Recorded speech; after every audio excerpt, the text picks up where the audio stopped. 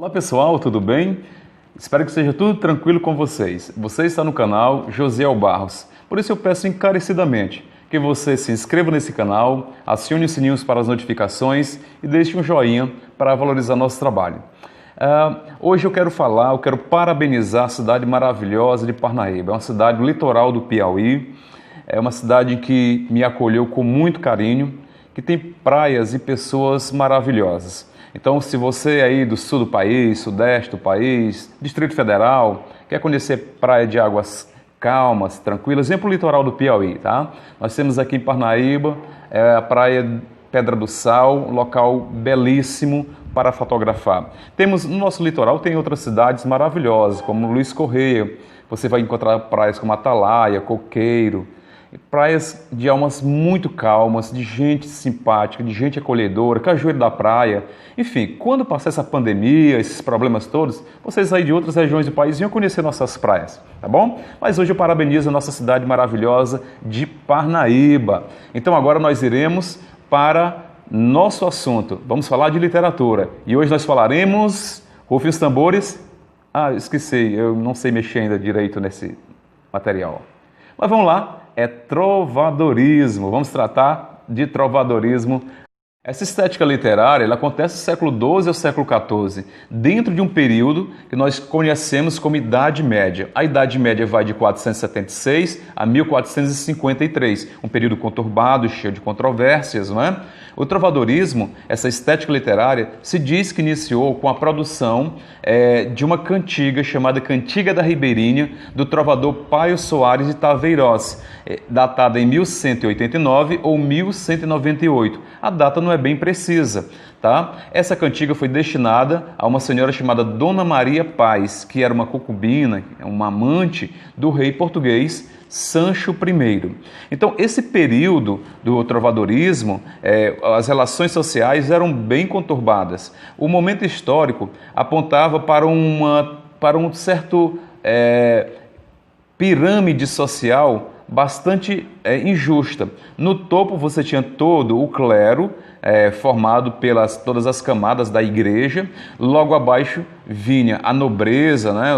Os príncipes, as princesas, toda a nobreza, toda a força real. E na base mesmo vinham os agricultores, o povão, né? Os artífices, os cantores. Então era aquela parte maior da sociedade. Bem, neste período, pouca gente sabia ler e escrever. O domínio era do clero. Por ser o topo da pirâmide, alguns nobres apenas sabiam ler e escrever. Mulheres, nem pensar, tá? Mulher estava fora de educação formal. Outra coisa bastante interessante desse período é que o teocentrismo ele dominava. A principal característica desse momento histórico, desta escola literária, é o teocentrismo católico. A visão de que Deus explica todas as coisas, né, a partir da Igreja Católica. Então você tem essa visão bastante centralista e havia pouca força para as ideias mais humanas, mais centradas na filosofia, na sociologia humana mesmo, né? Então você tem essa relação bem interessante. Uma coisa interessante que acontece também é que a Europa vivia em intensa guerra contra os mouros, contra os muçulmanos. Então isso vai influenciar até determinadas produções literárias, como a gente vai ver mais adiante, tá? A igreja também, para controlar, para dominar e ter um controle, né, sobre a sociedade, ela implementou o que se chamou de Santo Ofício. Esse Santo Ofício, ele perseguia, torturava e condenava à morte de fogueira aquelas pessoas que se levantavam, que discordavam das ideias teocêntricas da igreja. Ok? Então, esse é o momento histórico em que o trovadorismo está fincado. Mas, como surgiu esse trovadorismo? Na literatura trovadoresca, o que se tem de bacana, legal, são justamente as cantigas. As cantigas eram composições em que se unia tanto a poesia quanto se unia a música. Não havia uma separação como nós vemos hoje. Essa separação ela só vai ocorrer no século XV. Tá? Então, no período do trovadorismo, as cantigas eram juntas. Quem fazia a cantiga era um trovador, em geral era um nobre, tá? Era uma pessoa que fazia parte da realeza. Lembrem que o sacerdote estava ocupado com as coisas sacerdotais. O povão não sabia ler, então cabia aos nobres essa tarefa de escrever. Mas existia também os jograis. Eram as pessoas que saíam de castelo a castelo, de feudo a feudo, cantando, recitando, cantando aquelas cantigas feitas pelos trovadores. Estes eram jograis e eles eram acompanhados de instrumentos de corda, como alaúdes, instrumento de sopro, flautas, instrumento de percussão. Então havia toda essa preparação, essa festividade na transmissão das cantigas trovadorescas. Mas onde ela surgiu? Gente, ela surgiu numa região da França chamada Provença, uma região que havia uma certa liberdade em relação à igreja. Por isso que nasceu algo mais humanizado, né? Do ponto de vista social, né? Então, a partir dali surge o trovadorismo, as cantigas trovadorescas. Mas onde foi assim o centro irradiador? Onde de fato as cantigas trovadorescas foram mais incentivadas, mais declamadas, cantadas?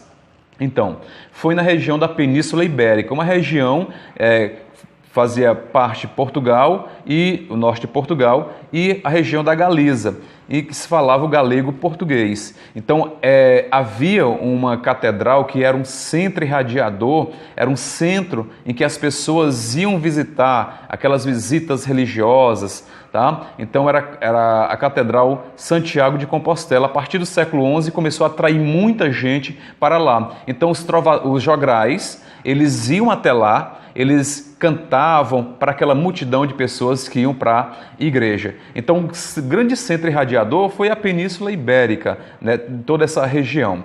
Tá? Então, a gente vai ver a partir de agora quais assim, as principais cantigas, né, como elas se dividiam. Então, há uma divisão nas cantigas. Você tem as cantigas lírico-amorosas, que são as cantigas de amor, e as cantigas de amigo. E você tem as cantigas satíricas, que é a de escárnio e a de maldizer. Então, há uma diferença entre elas. Por exemplo, você tem as cantigas de amor e as de amigo, que estão dentro das cantigas lírico-amorosas. A cantiga de amor é uma cantiga que exalta a mulher. É uma cantiga em que a mulher é tida como um senhor, como um soberano, como um suzerano. E aí vem aquela questão da vassalagem amorosa, fazendo uma retomada histórica ao que se tinha naquele momento, em que o vassalo ele servia ao senhor, ao suzerano, nas relações feudais, não é? Aí você pode dizer, não estou entendendo mais nada, porque você falou, professor, que nessa sociedade a mulher ela tinha um papel bastante subserviente, uma vez que nem ler sabia. Isso é verdade. Mas onde surgiu o trovadorismo foi na Provença, foi nessa região da França. E lá, segundo alguns estudiosos como Aldemaro Taranto e Oscar Vieira, eles vão dizer o seguinte, que naquela sociedade francesa, a mulher ela era colocada do ponto de vista jurídico em pé de igualdade com os homens. Tanto é que elas poderiam herdar, elas poderiam possuir bens e vender esses bens, mesmo depois de casadas. Então, essas mulheres tinham uma certa liderança, tinham um certo poderio.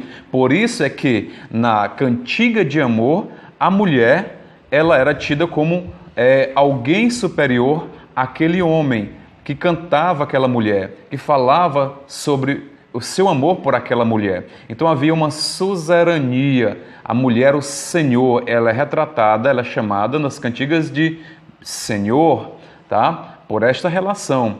Então, esta é a grande característica das cantigas de amor. As cantigas de amigo também falavam de amor, mas era muito diferente. Porque nas cantigas de amigo, o eu lírico, ele era feminino, embora quem escrevesse aquelas cantigas fosse um homem, mas o eu lírico era feminino.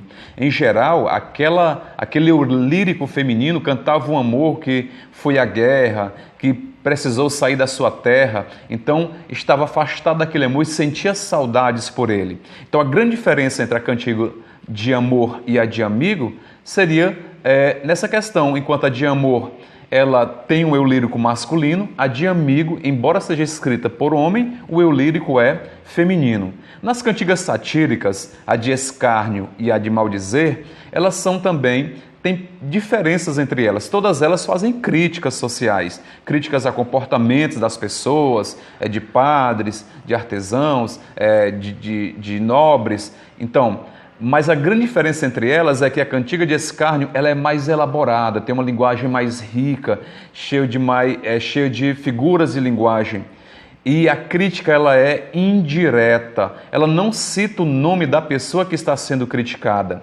Já a cantiga de maldizer, por sua vez, ela é direta, ela vai citar o nome da pessoa criticada e não só isso, vai ter palavrão, vai ter xingamentos, é uma linguagem empregada um pouco mais voltada para o povão mesmo, né? Então, essa é a grande diferença entre esses dois tipos de cantigas. Quem eram os principais trovadores, né? Compositores dessas cantigas? A gente vai ter alguns, tá? Paio Soares Taveiroz, o próprio rei Dom Diniz, rei português, ele escreveu por volta de 140 cantigas de escárnio, de satíricas e de amor.